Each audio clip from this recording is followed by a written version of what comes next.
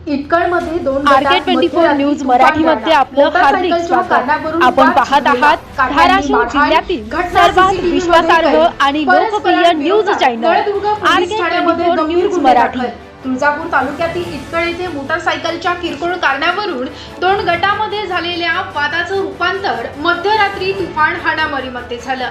साई मंगल कार्यालयासमोर घडलेल्या या घटनेमध्ये दोनही गटाकडील अनेक जण जखमी झाले असून परिसरामध्ये काही काळ भीती आणि तणावाचं वातावरण निर्माण झालं होतं। विशेष म्हणजे हा संपूर्ण प्रकार परिसरातील सीसीटीव्ही कॅमेऱ्यामध्ये कैद झाला असून पोलिसांकडून फुटेजची तपासणी सुरू करण्यात आली। मिळालेल्या माहितीनुसार दिनांक 13 मे 2026 रोजी रात्री सुमारे 10:30 वाजण्याच्या सुमारास इटकळ येथील साई मंगल कार्यालय परिसरात दोन गट आमने सामने आले। मोटरसायकल अंगावर आल्याचा व कट मारल्याचा जाब विचारण्यावरून सुरुवातीला शाब्दिक वाद झाला। काही वेळातच दोनही बाजूतील युवक आक्रमक झाल्यानं वादानं हिंसक स्वरूप धारण केलं।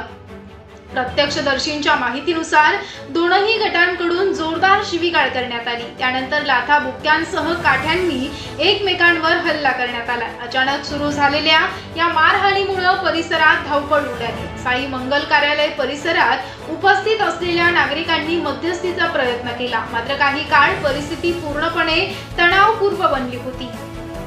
या घटनेप्रकरणी महबूब सत्तार शेख वय वर्ष 42 राहणार इटकळ यांनी नळदुर्ग पोलीस ठाण्याच्या दिलेल्या फिर्यादीनुसार ते व त्यांचे मित्र शामराव क्षीरसागर हे मोटरसायकलवरून जात असताना आरोपींनी त्यांना अडवून मोटरसायकल अंगावर आल्याचा जाब विचारला। त्यानंतर आरोपींनी गैरकायद्याची मंडळी जमवून शिवीगाळ करत लाथाबुक्क्यांनी आणि काठ्यांनी मारहाण केली, तसेच जीवे ठार मारण्याची धमकी दिल्याचं फिर्यादीत नमूद करण्यात आलं। या फिर्यादीवरून महेश प्रभाकर पाटील, अजित अशोक पाटील, शैलेश्वर प्रभाकर पाटील, सोमनाथ पाटील, पप्पू पाटील सर्व राहणार नांदुरी, धनराज प्रभाकर कुताडे व संदीप चिंगुंडे राहणार अंदूर यांच्या विरोधात भारतीय न्याय संहितेच्या विविध कलमान्वये गुन्हा दाखल करण्यात आला।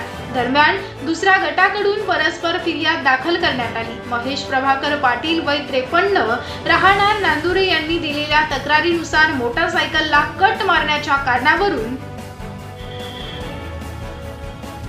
आरोपींनी वाद घालत शिवीगाळ केली, त्यानंतर मारहाणही केली। या घटनेत अजित पाटील, शैलेश्वर पाटील, धनराज कुताडे आणि संदीप चिंगुंडे यांना देखील मारहाण झाल्याचा आरोप करण्यात आला। यावेळी धनराज कुताडे यांच्या पत्नी वैशाली कुताडे यांच्या गळ्यातील सुमारे 4 तोळ्याचं मंगळसूत्र तुटून खाली पडल्याचं तक्रारीत नमूद करण्यात आलं। तसेच संबंधितांनी जीवे मारण्याची धमकी दिल्याचा देखील आरोप फिर्यादीमध्ये करण्यात आला।